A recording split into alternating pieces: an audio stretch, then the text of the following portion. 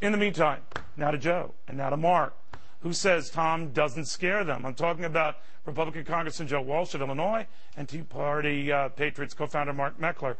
Gentlemen, welcome to both of you. To Charles Payne's point that maybe the chamber is more or less dissing, I guess, both you guys, innocuously, innocently, but very really. Congressman, what do you make of that? Neil, I found Tom Donohue's comments outrageous, tone-deaf, totally establishment, and doesn't understand at all where we're at right now. And you don't think he was joking, Congressman?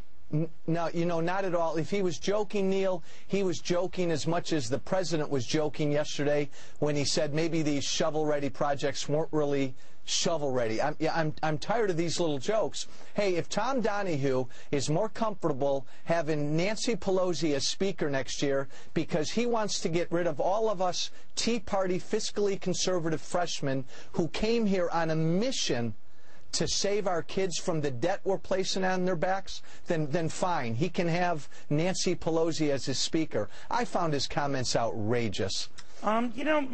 Mark, I've always wondered, you have had so many conversations about this. I don't know, I just get the heebie-jeebies about this relationship between you and your colleagues, Tea Party colleagues, and some establishment Republicans. Not all establishment Republicans, and indeed not all Tea Parties.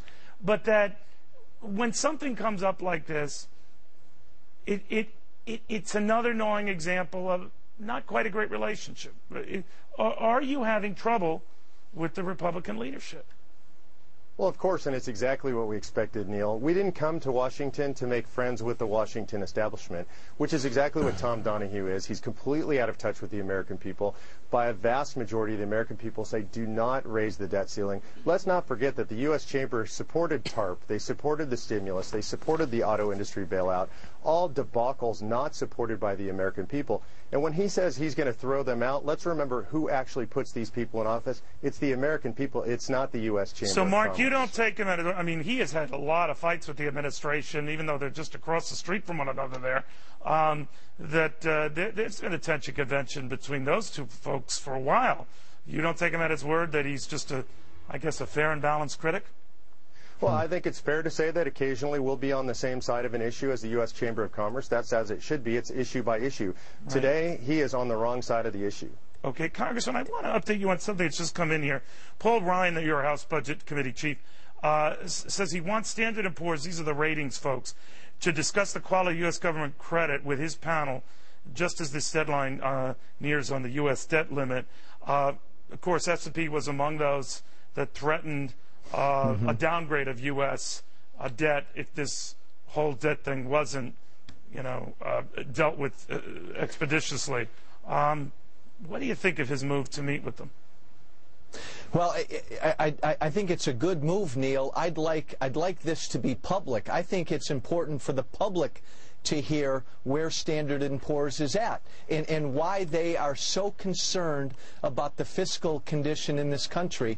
And again, to get back to Tom Donohue, Mark's right. Look, the people in this country are scared to death about the debt crisis. I'd love to take Tom Donohue in my district and introduce him to small businessmen and women who are sitting on their hands because they don't know what Washington's doing. This guy is establishment. It doesn't matter which party is in the White House. He's going to cozy up to him.